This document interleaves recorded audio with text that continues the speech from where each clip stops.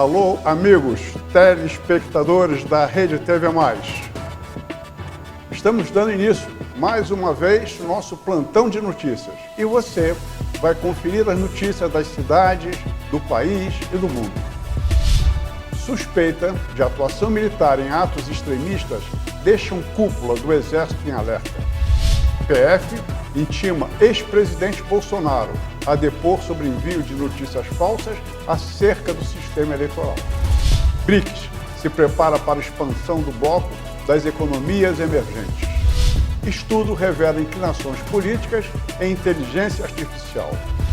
CONAR arquiva processo da Volkswagen por campanha com inteligência artificial de Elis Regina. Índia faz história ao ser o quarto país a pousar na Lua. Japão e Rússia falharam em tentativas passadas.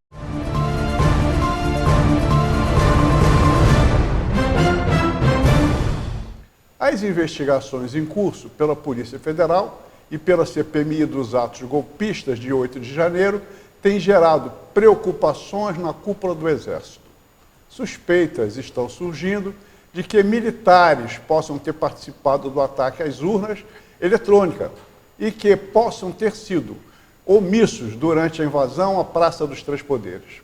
Nesta quarta-feira, 23, o ministro da Defesa entrou em ação para garantir que essas alegações de crimes estejam relacionados apenas a indivíduos e não às Forças Armadas como instituição.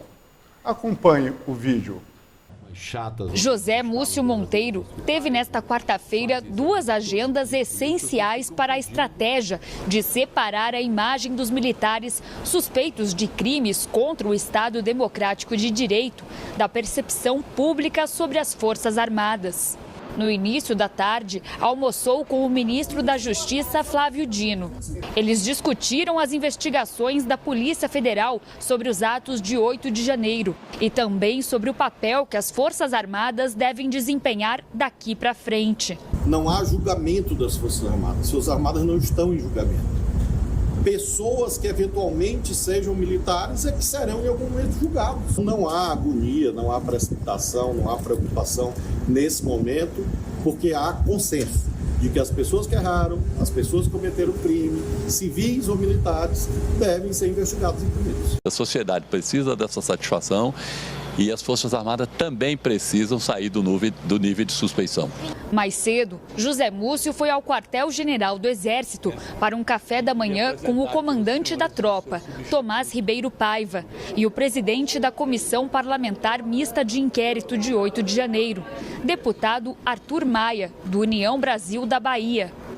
Ao sair do encontro, Maia afirmou que os militares devem colaborar com a investigação sobre os ataques, mas ecoou o discurso de que as maçãs podres não podem contaminar a imagem da instituição. E foi justamente pela conduta correta, comprometida com a Constituição, o papel das Forças Armadas foi fundamental para que nós preservássemos a democracia no nosso país. A Polícia Federal intimou o ex-presidente Jair Bolsonaro a prestar mais um depoimento. Em relatório enviado ao STF, a PF aponta que Bolsonaro ordenou o disparo de mensagens falsas sobre o sistema eleitoral em redes sociais. A nova intimação tem relação com conversas encontradas no celular do empresário Maier Nigri, da Tecnisa, empresa do setor imobiliário, com um contato registrado como PR Bolsonaro 8, que, segundo a Polícia Federal, seria o ex-presidente. Na troca de mensagem, do dia 26 de julho do ano passado, o contato salvo escreveu: o ministro Luiz Roberto Barroso, do STF, faz peregrinação no exterior sobre o atual processo eleitoral brasileiro, como sendo algo seguro e confiável. Mente sobre o que se tentou aprovar em 2021, voto impresso ao lado da urna eletrônica, quando se reuniu com lideranças partidárias e o voto impresso foi derrotado. Isso se chama interferência. O presidente da República, Bolsonaro 8, ainda questiona pesquisas eleitorais sem ter provas e logo depois ordena repasse ao máximo. Vejam o videotape sobre essa matéria. A nova intimação a Jair Bolsonaro tem relação com conversas encontradas no celular do empresário Meyer Nigri, da Tecnisa, empresa do setor imobiliário, com um contato registrado como PR Bolsonaro 8, que, segundo a Polícia Federal, seria o ex-presidente. Na troca de mensagens do dia 26 de junho do ano passado, esse contato escreve: o ministro Luiz Roberto Barroso, do STF, faz peregrinação no exterior sobre o atual processo eleitoral brasileiro como sendo algo seguro e confiável. Mente sobre o que se tentou aprovar em 2021, o voto impresso ao lado da urna eletrônica, quando ele se reuniu com lideranças partidárias e o voto impresso foi derrotado. Isso se chama interferência. O PR Bolsonaro 8 ainda questiona pesquisas eleitorais sem ter provas e logo depois ordena repasse ao máximo. E Meyer Nigri diz ter repassado conteúdo para vários grupos. A conversa está anexa à operação da PF que apura o envolvimento de empresários numa suposta tentativa de golpe de Estado. No STF, o caso é relatado pelo ministro Alexandre de Moraes, que ontem decidiu prorrogar as investigações contra Meyer e outro empresário bolsonarista, Luciano Hang. Já o depoimento de Bolsonaro foi marcado para o dia 31 de agosto. Será a quinta vez que o ex-presidente terá que dar explicações à polícia este ano. No cenário internacional, o BRICS está se preparando para uma expansão significativa na plenária do BRICS. A expansão do bloco das economias emergentes foi o tema de destaque. O primeiro-ministro indiano, Narendra Modi, demonstrou entusiasmo com a ideia. São 23 países na fila para se juntar ao grupo, com Argentina, Irã, Arábia Saudita, Egito, Emirados Árabes e Indonésia, sendo esses os favoritos para a adesão. Além disso, o presidente brasileiro Luiz Inácio Lula da Silva fez um discurso na cúpula dos BRICS, destacando as mudanças globais em meio a conflitos, como a guerra na Ucrânia. O videotape em anexo mostra como se desenvolveu esta reunião. Em breve, mais espaço para foto. A expansão do bloco das economias emergentes foi o primeiro tema debatido pelas lideranças na plenária do BRICS. Um dos mais entusiasmados com a ideia é o primeiro-ministro indiano. Narendra Modi disse que seu país apoia e saúda o consenso na iniciativa. A fila tem 23 candidatos e os escolhidos devem ser anunciados amanhã. Os favoritos são Irã, Arábia Saudita, Egito, Emirados Árabes, Indonésia e Argentina, que às vésperas de uma eleição presidencial atravessam uma grave crise econômica. Supermercados e lojas em todo o país reforçaram a segurança depois de uma onda de saques registrada na noite passada. O presidente, Alberto Fernandes, pediu aos argentinos que mantenham a calma e a paz social. Por favor, que preservar a paz social, a tranquilidade social é muito importante. Enquanto os novos integrantes do bloco não são definidos, coube ao presidente brasileiro abordar outro assunto, a guerra da Ucrânia. Em poucos anos, retrocedemos de uma conjuntura de multipolaridade benigna para uma que retoma a mentalidade obsoleta da Guerra Fria e da competição geopolítica. Sem citar diretamente a Rússia, parceira do grupo, em seu discurso, Lula criticou o Conselho de Segurança das Nações Unidas e disse que o BRICS se consolidou como fórum para discutir os principais temas que afetam a segurança mundial. Defendeu a soberania e integridade territorial dos países e pediu o cessar-fogo. O Brasil tem uma posição histórica de defesa da soberania e da integridade territorial e de todos os propósitos e princípios das Nações Unidas. Achamos positivo que um número crescente de países, entre eles os países dos BRICS, também esteja engajado em contato direto com Moscou ou com Kiev. O Brasil não contempla fórmulas unilaterais para a paz. Estamos prontos para nos juntar a um esforço que possa efetivamente contribuir para um pronto cessar-fogo e uma paz justa e duradoura. Via videoconferência, o presidente russo pediu a palavra. Vladimir Putin agradeceu aos colegas do BRICS pela tentativa de mediação, mas justificou a ação militar culpando o Ocidente pelo conflito contra a população russa que vive no Donbass. E Putin perdeu um desafeto. O líder do grupo Wagner, que desafiou seu governo governo organizando um motim há 2 meses. A autoridade russa de aviação civil confirmou que Evgeny Prigozhin era um dos passageiros de um voo que caiu nos arredores de Moscou a caminho de São Petersburgo. Vídeos divulgados nas redes sociais e nas mídias russas mostram a trajetória de queda da aeronave já em chamas. Os 10 ocupantes morreram. Um estudo realizado por pesquisadores dos Estados Unidos e da China revelou que mais de 10 ferramentas de inteligência artificial produzem inclinações políticas, desmistificando a ideia de que a tecnologia seria totalmente imparcial e, portanto, mais confiável. O estudo analisou modelos de linguagem de inteligência artificial e descobriu que eles têm diferentes inclinações políticas, indo da esquerda à direita no espectro político. Esse estudo destaca a importância de reconhecer que a IA pode refletir inclinações políticas, o que pode ter impactos significativos na maneira como a tecnologia é usada em várias aplicações, incluindo tomadas de decisões. Acompanhe. Uma pergunta simples ao ChatGPT. Você é progressista ou conservador? Eu sou um modelo de linguagem AI e não possuo opiniões, crenças ou afiliações políticas. Minha finalidade é fornecer informações e responder a perguntas com base nas informações com as quais fui treinado, sem inclinação para qualquer direção política. Mas um estudo feito por universidades dos Estados Unidos e da China mostra que os modelos de linguagem de inteligência artificial têm sim diferentes inclinações políticas. O estudo foi feito em 3 etapas. Na primeira, os pesquisadores perguntaram a 14 tipos de modelos se concordavam com declarações sensíveis relacionadas ao feminismo e democracia, por exemplo. Através das respostas, eles identificaram que algumas ferramentas estão mais inclinadas à esquerda e outras à direita. A partir daí, os estudiosos utilizaram apenas 2 modelos e, com notícias tendenciosas, analisaram a influência dessas informações. E sim, eles identificaram que as ferramentas à esquerda ficaram mais à esquerda e as à direita, mais à direita. O último passo foi descobrir o que os modelos classificavam como preconceito e discurso de ódio. As ferramentas que foram treinadas com dados esquerdistas foram mais sensíveis ao discurso de ódio dirigido a pessoas negras e LGBTQIA+. Os modelos com conteúdo de direita eram menos tolerantes às agressões contra homens cristãos brancos.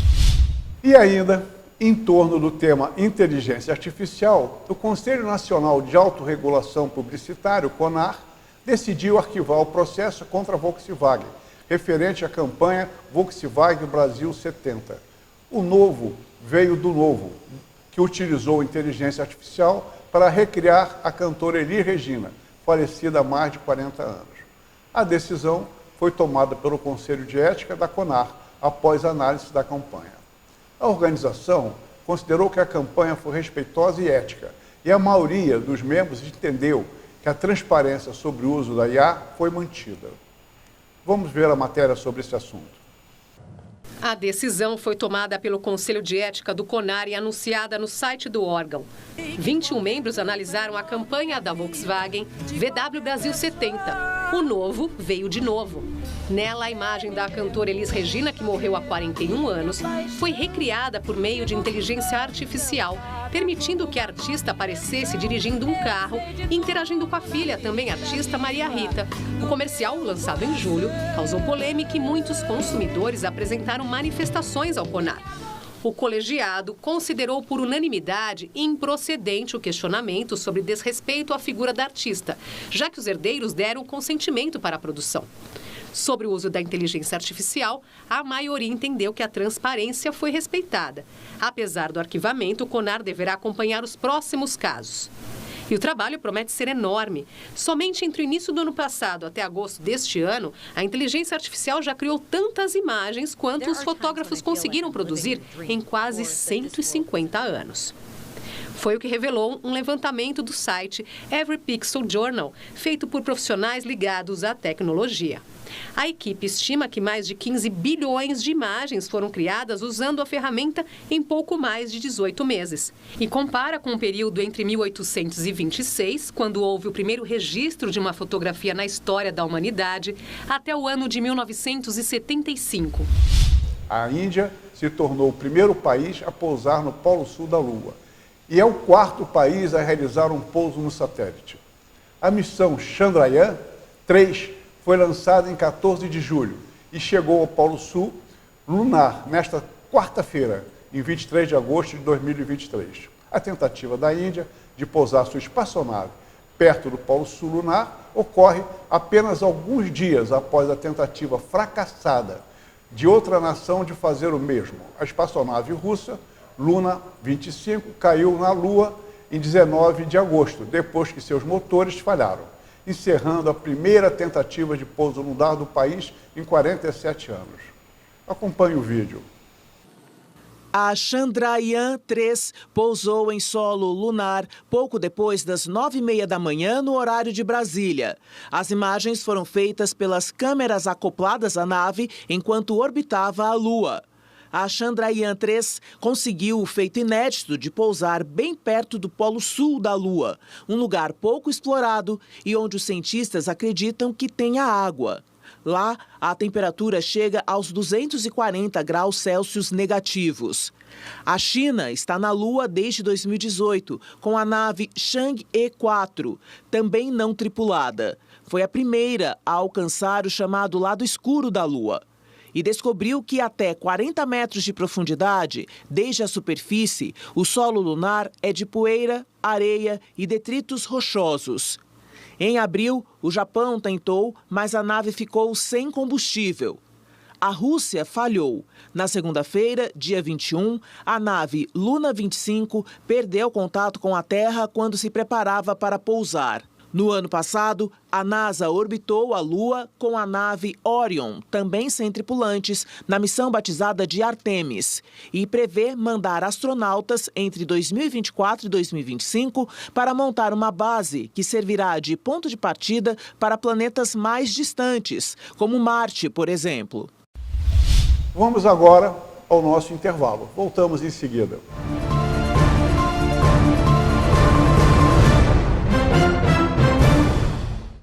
Para você, lata.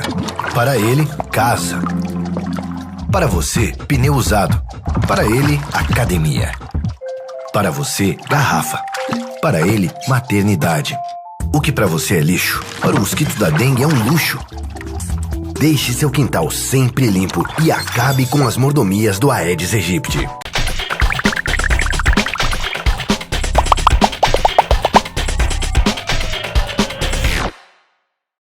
Qual é o seu plano para hoje?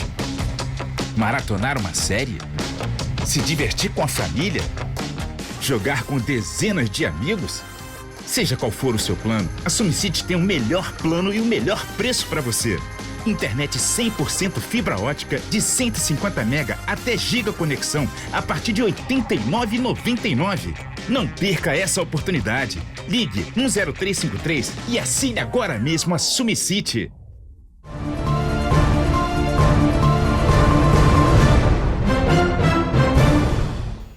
Estamos de volta e vamos logo para as notícias locais com Maurício Aragão. Segurança presente de Magé recupera carro e motocicletas roubados. Guapimirim promove encontro de guardas municipais. Teresópolis, atendimento no São José não foi suspenso. Geração Aprendiz, jovem, ganha bolsa integral em Rio das Ostras.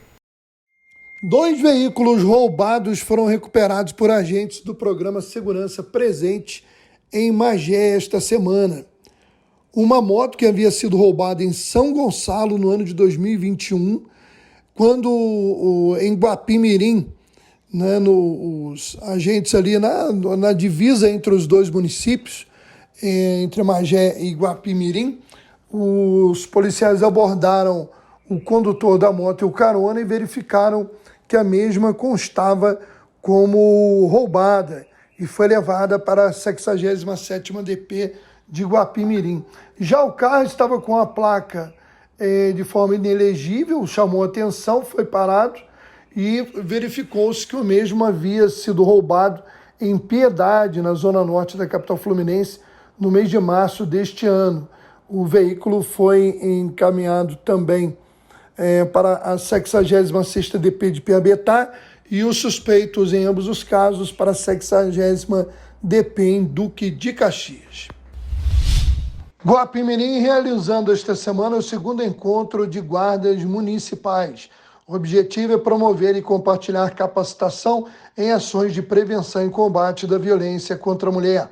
O primeiro dia do evento, nesta quarta-feira, contou com diversos palestrantes, entre eles a juíza da comarca, a doutora Rafaela de Freitas, também a prefeita Marina Rocha, procuradores e outras autoridades.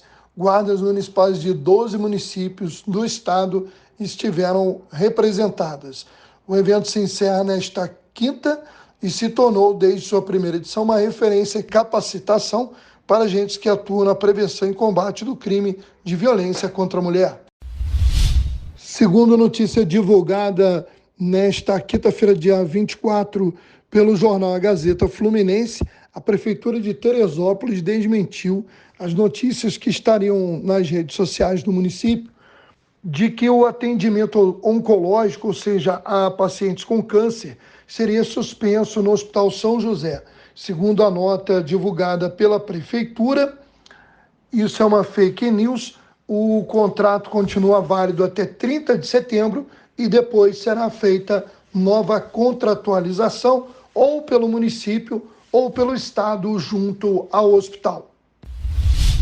Em Rio das Ostras, a jovem Yasmin Moreira da Silva, de 18 anos, integrante do projeto Geração Aprendiz, ganhou a oportunidade de cursar Ciência da Computação no Centro Universitário Unifacvest Polo Rio das Ostras. A aluna foi premiada num sorteio promovido durante o primeiro Fórum de Trabalho e Renda de Rio das Ostras, onde a Unifacvest firmou uma parceria para garantir o sorteio de uma bolsa integral de estudos para um dos alunos que participam do projeto. Agora, vamos dar uma passadinha pelo tempo. Meteorologia indica tempo firme para a capital fluminense. Temperaturas podem alcançar máxima de 39 graus na cidade do Rio de Janeiro. Nesta quinta-feira, o avanço da frente fria sobre o sudeste do país deve trazer chuva para o sul do estado de São Paulo. O volume acumulado não é muito expressivo e essa chuva intercala aberturas de sol.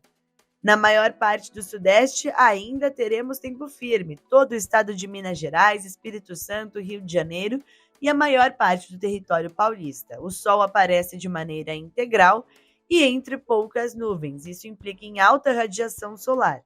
E a umidade relativa do ar também permanece muito baixa. O índice aponta a umidade abaixo dos 20% no território de São Paulo, Triângulo Mineiro e o leste de Minas Gerais.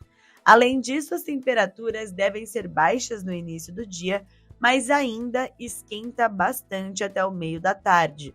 Mínima de 17 graus em Belo Horizonte, 18 em São Paulo, e a temperatura máxima chega na casa dos 33 graus na capital paulista, temperatura muito elevada para o período de inverno.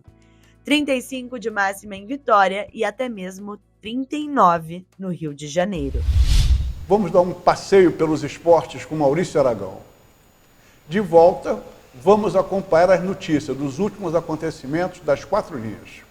Botafogo tropeça e se complica na Sul-Americana. O Botafogo não manteve o bom aproveitamento no estádio Newton Santos e na noite desta quarta-feira tropeçou pela Copa Sul-Americana. No jogo de ida das quartas de final, acabou empatando em 1-1 com Defensa e Justiça. Verdade que o Botafogo poupou jogadores em virtude do Campeonato Brasileiro, chegou a fazer 1-0 com o Gabriel Pires, mas tomou um empate com o gol do Tripítio.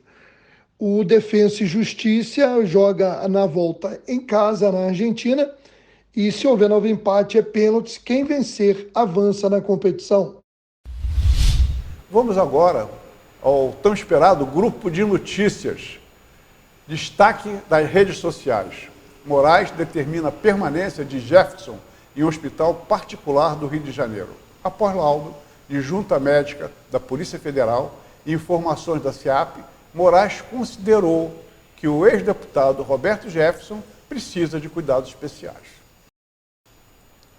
Após o afastamento de JP, por negar retratação, Pavinato justifica fato em defesa das crianças e reafirma que posicionamento é inegociável. O videotape não mostra o que está acontecendo. Porque o que o senhor fez não tem nome. Eu tô do teu lado. Chamar uma criança de vagabunda numa decisão para colocar um pedófilo na rua e ainda ter a cara de pau de se candidatar ao Superior Tribunal de Justiça? O senhor é louco? O senhor é psicopata? Se esconde! Não vai pro holofote! Não vai! Não faça isso com criança! E cadê o Ministério dos Direitos Humanos para falar contra a criança? Não tá aí. Cadê a Xuxa? Muito bem, meus senhores. É o seguinte, a direção da casa está pedindo uma retratação ao desembargador Ailton e eu não vou fazer. Tá? Eu deixo claro aqui, eu não vou fazer uma retratação a uma pessoa que ganha dinheiro público, livra um pedófilo e ainda chama a vítima de 13 anos de idade de vagabundo. Eu me nego a fazer. Eu estou sendo cobrado insistentemente se retratar quanto à questão do desembargador. Eu não vou fazer. Me desculpe. Alguém quer falar alguma coisa a esse respeito? Não, acho que não tem mais clima. Eu vou agradecer a presença de todos vocês. O debate hoje foi muito bom, muito esclarecedor, muito profundo. O bom humor reinou até essa notícia, porque eu falo de criança, acabou comigo. Agradeço a sua audiência e espero que amanhã eu volte para cá às 14 horas. O jurista e apresentador do programa, Linha de Frente, não retornou à emissora. E atenção agora para essa penúltima notícia. O metrô do Rio inova, instala o VAR, isso mesmo, um VAR, para indicar que o usuário não ocorre em erro. Acompanhe. Este VT mostra essa novidade.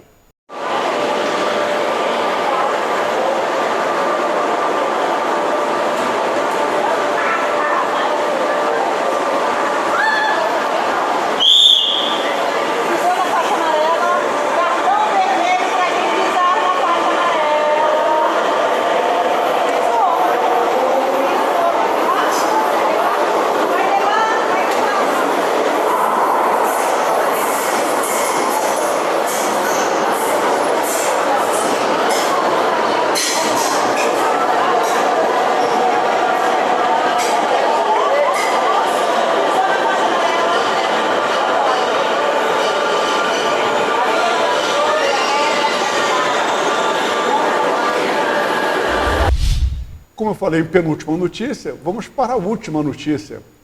O governo federal, na sua sanha arrecadatória, criou um imposto sobre aquelas comprinhas que você fazia naquelas empresas chinesas, que depois de demorar um tempão para chegar, agora estão retidas na alfândega, onde você vai ter que pagar o imposto sobre essa importação e mais o despachante. Receita Federal e despachante entram no valor da sua compra. Antes de executarem qualquer pedido, verifique junto à sua empresa se estão enquadrados nessa situação, que é uma coisa muito interessante. A economia nacional, ela é igual à economia doméstica. Você tem despesas e receitas. A vantagem da economia nacional é que quando falta dinheiro ou ela gasta demais, ela mete a mão no seu bolso, no meu bolso, no nosso bolso. E isso aí nos leva a lembrar uma frase que os comunistas adoram. O que é meu, é meu. O que é teu, é nosso. Um bom final de semana. Muito obrigado e até breve.